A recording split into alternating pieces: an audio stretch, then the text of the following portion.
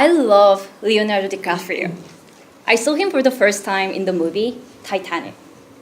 He was just so cute and attractive, and I'm pretty sure I am not the only one who fell in that way. When I watched The Inception and The Great Gatsby, oh my God, I fell in love with him again. So you probably understand how shocked I was when I saw these photos on Google. It's really hard to believe that they are the same person. So what makes difference? That's a topic we're gonna introduce today. Clothing. Clothing matters. Clothing is worth your 1,000 words. It is a very effective non-verbal communication tool for 2 reasons. First, it affects how other people perceive you and behave towards you. There are a lot of research to prove this. For example, if you wear a suit and then cross the street against the traffic light, 3.5 times as many people will follow you as when you just wear work shirt or trousers, work shirt and trousers. Also, during negotiations, people in a suit are more likely to have a profitable deals than people in sweatshirts. And secondly, more importantly, it affects how you think of yourself, your self-confidence. We just did our power pose, Amy's power pose, like a superwoman or a superman. It helps us feel the power and confidence. And in fact, clothing can give you the same effect. It turns out that people in superhero clothing are more confident mentally and physically. So find your own superhero clothing. They fit you well and also make you feel very confident. So in sum, look good, feel good, do good, and present well. How are we gonna do this? With an AIM framework: audience, intent, and message. And Edward will introduce how you can connect with the audience through your clothing. Thanks, Iana. Before I start, when was the last time you walked into a room and the first thing on your mind is, gosh, I wish I wore something different? I think it's a very painful experience for those that have experienced this before. And let me offer you 3 questions we can ask ourselves how to connect with the audience and avoid this from happening again.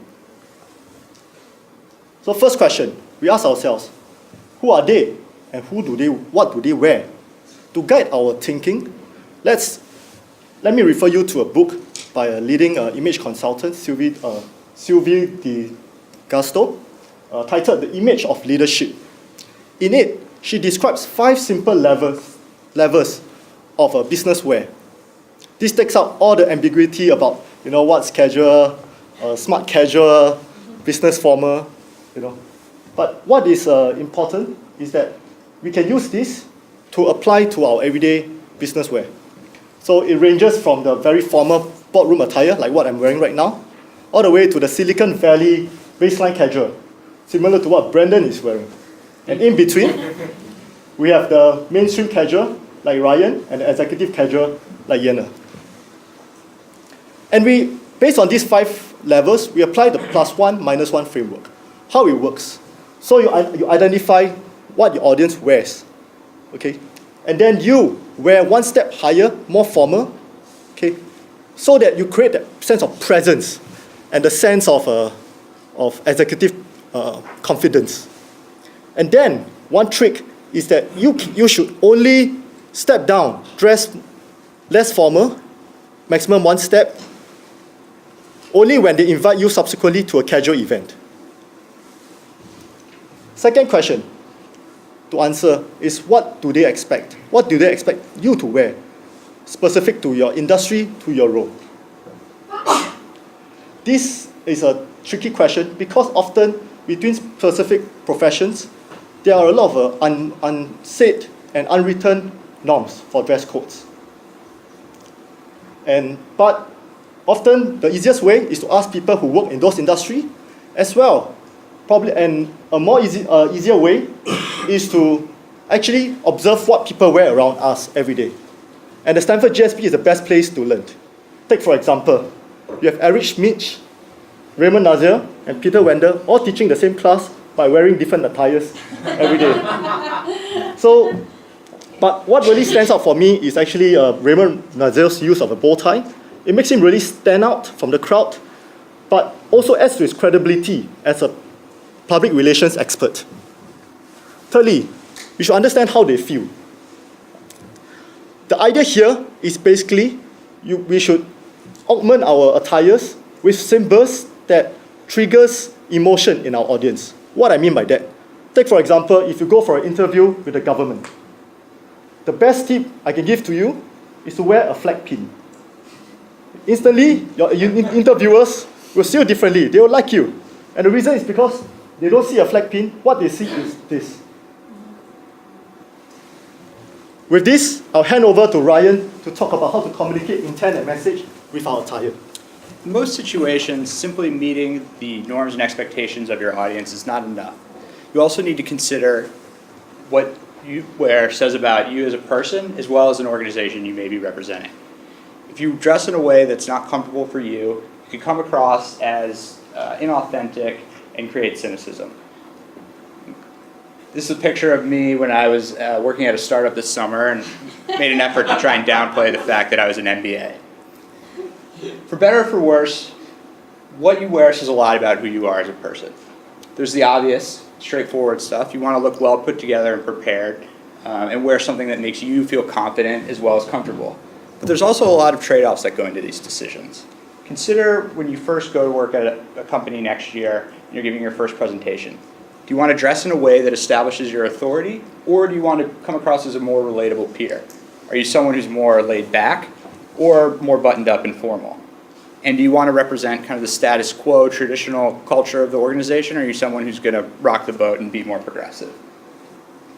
This becomes even more challenging when you factor in the brand of a company that you may be representing. So take, for example, if you work at a Silicon Valley company and you're meeting with investment bankers in New York, do you put on just your freshest hoodie and with the company logo on it, or do you go out and buy a pair of cufflinks in an effort to kind of fit in with the expectations? You can do what Zuckerberg did and try and compromise, but the reality is that oftentimes these two aspects don't overlap completely, and at times they may be in direct conflict with each other. So the first thing you need to do at a minimum is understand what it is the brand of a company or organization or cause that you're representing is. And then you want to make a conscious decision of deciding whether you want your message, the message your appearance sends, to align with that or contrast it. At times, emphasizing an aspect of your brand can be beneficial, such as Vice's Shane Smith, emphasizing the fact that Vice is an edgy, kind of next-generation news organization.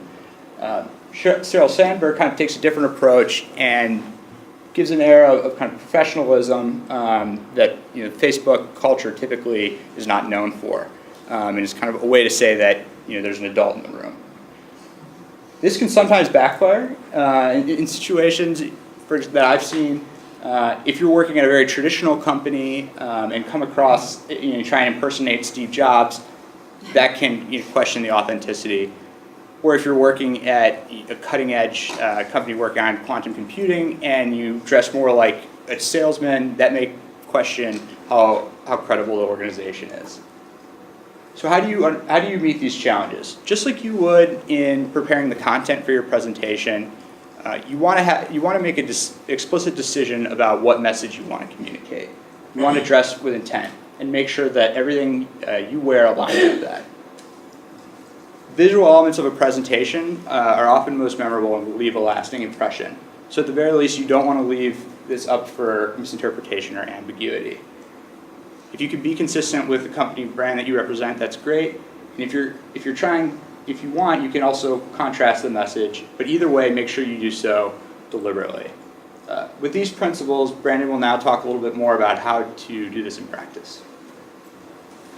Great. Thank you. So I'm going to give you a few key tips for successful execution of dressing for communication. The first tip, plan ahead of time. Now, when you plan ahead of time, that doesn't just mean knowing what your superhero costume is. That's important. That's great. But it's also looking in your closet, making sure it's there. It's picking it out. It's ironing it. It's doing all the prep work you need to do. Who here has moved recently in the last 18 months? Everybody in the room probably, or most people. I've moved 4 times in the last 18 months. Last year when I was interviewing for the first time, I knew exactly what I wanted to wear. I knew it down to the wire, down to the sweater. But guess what? It wasn't there. I didn't actually go to the closet, pick it out, look at it, iron it, do all the things I was supposed to have done. And guess what? That affected me during the interview. Missing that key piece of clothing, missing that sweater, changed the interview from being great to the interviewer at Apple asking me why I was wearing a suit jacket. It affects you. Second thing, think about travel. And this isn't just a former consultant telling you to pack your bag a week ahead of time because you're about to get on a plane. This is think about every aspect of travel. How are you getting from your house to the place where you're presenting? Are you biking? Are you using the subway? Are you flying? This all indicates ways in which you may think about how you need to get yourself there, what you should wear when you get out of bed, should you change at the location versus changing at your home. These are all considerations. Finally, let's talk about communicating as a team. Thinking about how you want to work as a team. Whether it's everybody's wearing all black, whether it's you're communicating by having different styles and being contrasting. All these are key things you need to think about because 2 things could happen potentially. You could be at a completely different level as your colleague. That might not be okay. Or maybe you're all wearing the exact same thing. And while that's okay in the case of a wedding party, it may not be the image you want to present if you're going to an interview or if you're presenting as a team. So those are just a few of our key tips. But we also wanted to talk a little bit about, what do breaking the fashion rules really mean? This is Lady Gaga's famous meat dress that most of you will probably recognize. And, the day after she wore this, a lot of people said this was a fashion don't, breaking all the rules.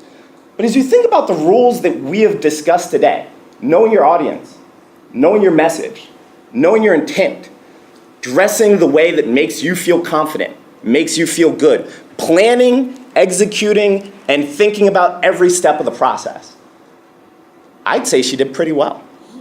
If you think about these steps, if you think about these tools that we've discussed today, I think you might have this kind of effect on your audience as well.